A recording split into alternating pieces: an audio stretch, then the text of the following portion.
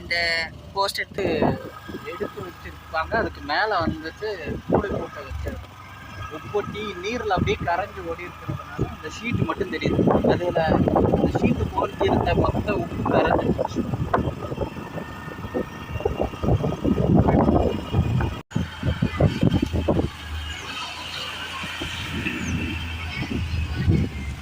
அதை மறந்துட்டேனே.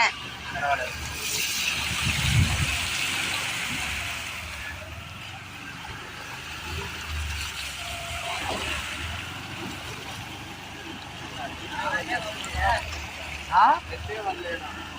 வந்ததுக்கு அப்புறம் போடுவோம்.